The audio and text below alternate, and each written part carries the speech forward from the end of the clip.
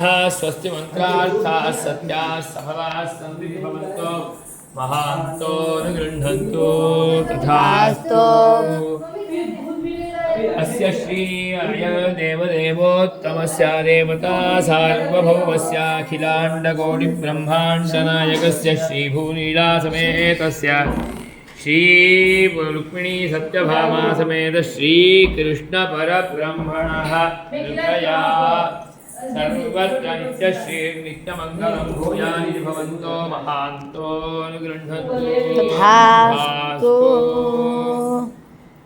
अयं आराधितः श्री रुक्मिणी सत्यभामा समेत श्री बालकृष्णः सुप्रीतः सुप्रसन्नो वरदो भूत्वा आराधकानां सपरिवाराणां वटूनां ब्रह्मचारिणां साधूनां सपरिवाराणां च सर्वेषां क्षेमस्थैर्यविजयवीर्याविरारोग्यैश्वर्याद्यभिवृद्धिप्रदो भूयादिति भवन्तो महान्तो अनुगृह्णन्तु तथास्तु। सर्वे जनाः सुखिनो भवन्तु।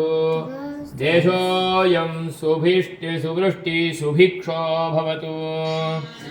सद्यः सुवृष्ट्या सर्वे नदी तटाकाः सम्पूर्णा भूयासुरिति भवन्तो महान्तो अनुगृह्णन्तु तथास्तु। सर्वे जनाः सुखिनो भवन्तु। समस्तसन्मङ्गलानि भवन्तु। राजा धार्मिको विजयी भवतु। सर्वसत्या एता आशिषः सन्तु। देवदेवोत्तमा देवता सार्वभौमाखिलाण्डकोटिब्रह्माण्डनायका पुराणपुरुषोत्तमा चतुर्वेदप्रिया द्राविडाम्नाय प्रिया चतुर्वेदसेवाम् अवधारया द्राविडाम्नाय सेवां च क्रमेण अवधारय। हरिः ॐ अग्निमीड पुरोहितं यज्ञस्य देवभृत्यजं होतारकं रत्नधातवं। हरिः ॐ इषेत्वोर्जेत्वा वायवस्थोपायवस्थदेवो वस्तविता प्रार्पयतु श्रेष्ठतमाय कर्मणे। हरिः ॐ अग्नायाहि वीतये गृणानोहव्यदातये निहोतारस्य परिषि। हरिः ॐ शन्नो देवीरविष्टया वो भवन्तु वीतये शन्योरविस्रवन्तु। हरिः ॐ कृष्णाय वासुदेवाय हरये परमात्मने प्रणतक्लेशनाशाय गोविन्दाय नमो नमः। சென்னால் குடையாம் இருந்தால் சிங்காசனமான் நன்றால் மரவழியாங்கே என்றும் குடையாம் மணிவிளக்காம் பூம்பட்டாம் புல்புவனையாம் திருமால் கரவு अकृत्रिमत्वच्चरणारविन्द प्रेम प्रगर्षावधिमात्मवन्तं पितामहं नाथमुनिं विलोक्य प्रसीदमद्वृत्तमचिन्तयित्वा यत्पदाम्भोरुहध्यानविध्वस्ता शेषवस्तुतामुपयातो यामुनेयन्नमामिदम् अखिलभुवनस्तेव भङ्गादिनीये विदतविदभूतप्राणरक्षैकलीक्ते शरीरदिविनेक्ते अक्षराणिज्ञाध्यासन्ते। ॐ जातो ब्रह्मजिज्ञासा जातो ब्रह्मजिज्ञासा सदाहं भगवन्तं नारायणं मम कुलनाथं मम कुलदैवतं मम कुलधनं मम भोग्यं मम मातरं मम पितरं मम धर्मं साक्षात् करवाणि चक्षुषा कदाहं भगवत्पादाम्बुजद्वयं शिरसा सङ्गृहीष्यामि। केशपाशऋतपिञ्छिका वितति सञ्चलन्मकरकुण्डलम् हारजालवनमालिकाललितमङ्गारागखनसौरभम् पीतचेरधृतकाञ्चं सुमणिमुकुरं रासकेलिपरिभूषितं तव हि रूपमीशकलयामहे।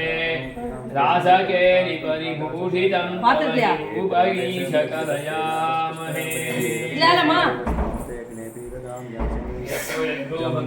प्रमाणं स्थिरचररचनातारतम्ये मुरारे वेदान्तास्तत्पतिं तामुलभिसुरसियत्पालचिह्नैस्तरन्ति।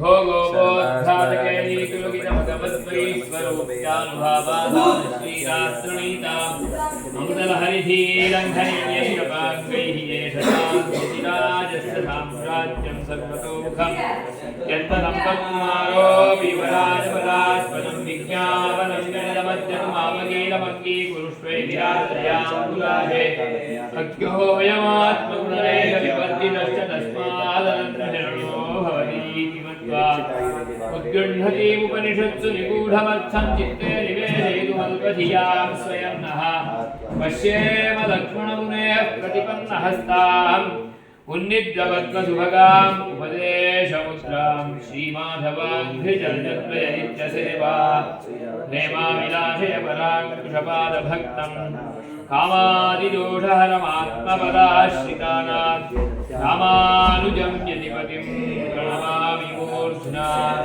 हरें नामैव नामैव नामैव तव जीवनं कलौ नास्त्येव नास्त्येव नास्त्येव गतिनन्यथा कृष्णकालक्षेपो न कर्तव्यः क्षीणमायुः क्षणे क्षणे यमस्य करुणा नास्ति कर्तव्यं हरिकीर्तनम् ॐ तत्सत् मंत्रपुष्पं समर्पयामि।